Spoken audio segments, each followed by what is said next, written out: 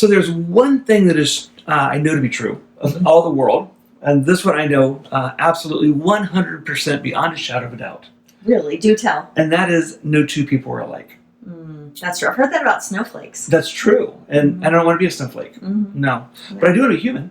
And we're all different. And, in this video, what we're going to talk about is some of the things that make us different. In fact, we would say that there are 3 parts that make up a person. That we're going to break down each one. But the first is your personality. The second, your family of origin. And the third is your life experience. So personality, family of origin, and life experience. And that is what makes each person unique, because nobody could possibly, even twins, identical twins, could not have all 3 of those things the same. For sure. So let's break it down a little bit. The first one being personality. This is your God wiring. There have been all kinds of attempts to break down personality into different kinds of boxes, or clarifying you're more of this and less of this. But even in the personality, you can uncover so much. Maybe you are more active. Maybe you are more reserved. Maybe you're a little bit more task oriented or more relational. Maybe you're more emotionally steady, or let your temper flare quickly.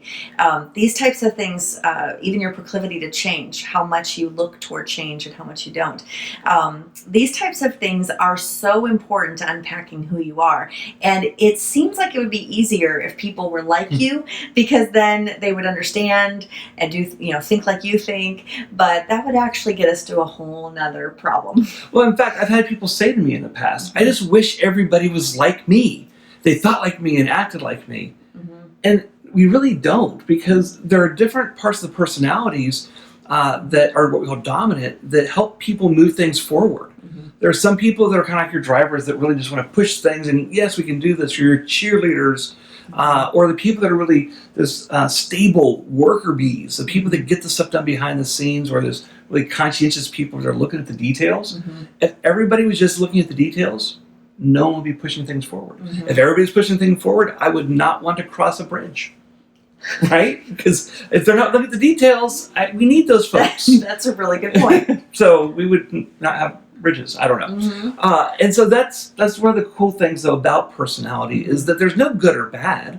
They all have their goods and bads on how you handle them. Sure. And that's one of the things I know we've worked with, lots of people on just how they interact, because there's that expectation that people are going to see success or engagement in the world the same way they do. This is not going to work that way. Yeah, so as we're unpacking this the first time around, really think about it for yourself, and then we'll look at others soon. But what is your personality type? What do you know about yourself, good and bad? And then looking ahead at family of origin. Now, what we mean by family of origin is your upbringing. What was life like for you? Socioeconomic status, whether you were in the farm or in the city, on the farm or in the city. If you were the firstborn or a younger child, and what life was like in your home. I mean, just what did you learn, hard knocks from being a kiddo? What kind of values were instilled in your family? We recycled. I'm really good at recycling. You are really good at recycling. And I am much better at recycling now because of you. Yes, you're welcome. That's one thing. And we have all kinds of traditions that come out of our family of origin too. Sweet memories for me of my dad making pancakes in the first letter of our names on Saturday mornings. And so we have holidays that have specific traditions, and even just everyday life. This is what we do. We get up early, or we sleep in until we've hit snooze 5 times. These types of family of origin issues become ingrained in us. They are a huge part of how we see the world. Well, and then along with the family of origin, the way we see the world is the caretakers in our lives are our models. Yeah, for good or for bad. Exactly right. And so if there's a father figure and a boy is growing up, he's looking at the father, maybe not thinking this, most likely not thinking this consciously, but he's the view of what a boy is supposed to be as an adult. The mother is then what the wife is supposed to be, and vice versa, right? So the little girl look at the mom.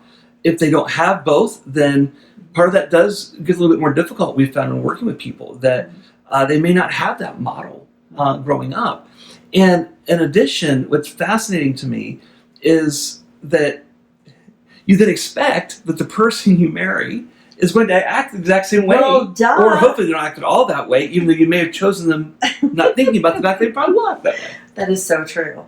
Yeah, it is complicated, and we don't even know. I think the tricky thing is we don't know what we don't know. That's right. So I didn't know that you didn't do Easter baskets the way I did Easter baskets, or that you like to stop for gas station drinks and snacks on a road trip. Like, I didn't even know to ask you about that or to talk about that. That was just, I do what I do, and my way is always right. Well, and then for me, growing up, we had you could see the TV from the kitchen table. But there are times we would just eat in the living room and watch TV together. In fact, my sister, for the longest time, they didn't even have a kitchen table because of the way their house was. They just had tray tables. And I remember growing up with my grandmother. That was how that was too. And in your house, no, you didn't have access to TV. We never ate in front of the TV. I mean, maybe like a candy bar or a bowl of ice cream, but we never ate a meal in front of the TV in my whole life. And we shared this because these were some of the major fights we had when we first got married. And we then had to decide who we as a family unit were going to be. And so you've got this personality that we've talked about. You don't have any control over what your personality wiring is. Then we talk about the family of origin. Again, no control of who you're born into, as much as you might wish you could. Right? But then this third piece is life experience. And that's the one thing you actually have control over. Now, there are some things that are out. Some things are out of control, but you do long term. The longer you live, you do get to kind of chart that territory a little bit. But your family of origin and your personality are going to influence those life experiences. In fact, we see this. One of my favorite books is called Outliers by Malcolm Gladwell, and he talks about the power of the family of origin and generations. And it's just a fascinating read. But it really also describes how, as a family, decisions also have to be made. And that really comes really into focus when you get married. Sometimes with roommates a little bit if you're single, but once you get married, that really plays into it. Absolutely. So as you've been thinking about this, perhaps for yourself, you're a complicated person. You're unique. No one could fully predict without knowing you super well how you might respond about something like the recycling or a road stop at a gas station. But in addition, the people that you are around, the people in your family, the people that are closest to you, they all have these same exact factors going on. They are unique as well. Your mother-in-law is unique. Your brother-in-law is unique. Your uncle is unique. How about your aunt? Is she also? Your aunt, your neighbor, your sister, your boss, your coworker, your everything, your friends. And that again, this goes back to 100% true that everybody's unique. That's what makes Thanksgiving so interesting and wonderful and interesting. horrible. That's such a good word. Interesting. Yes, because truly each person has all this going on. I think sometimes we try to peg someone and say, oh, my aunt, whatever, Aunt Bertha, she is this. She's just this. And we kind of give her a label of maybe a personality label or something that has to do with weird behavior she has. But she's complicated. Aunt Bertha's complicated. She has all kinds of reasons why she does things. Maybe hard stories, maybe life lessons that that came to her that she wanted or didn't want, that caused people to do the things they do. And so one of the things that we teach a lot is, in fact, I was sharing this just today with somebody, is that we do believe there's a truth. There are facts that happen. If there's a car accident, that happened, right? There's a physical incident that happened, but what any attorney will tell you, or a judge will tell you, or an insurance company will tell you, is the perspective is individual to the eyewitnesses or the person that took that was a part of it. That's right. And so we see this all the time in marriage, that someone will spend so much time trying to relate why they were right and what was actually said, but you have two people saying the opposite things, both saying, but this is what would actually, And the reality is we each have a perspective. Now that perspective gives us a nuance in the relationship. But family also has perspective, right? So when we go to Thanksgiving or spring break or whatever it might be, their view of what happened is going to be different. Oh my goodness, yes. And everything about the perspective. Take a family meal. the time that it takes to get it on the table. And someone says it's going to be ready soon, or What is soon? even when you say a time like it's going to be ready at 2, that is relative to that person's perception of time. That's right.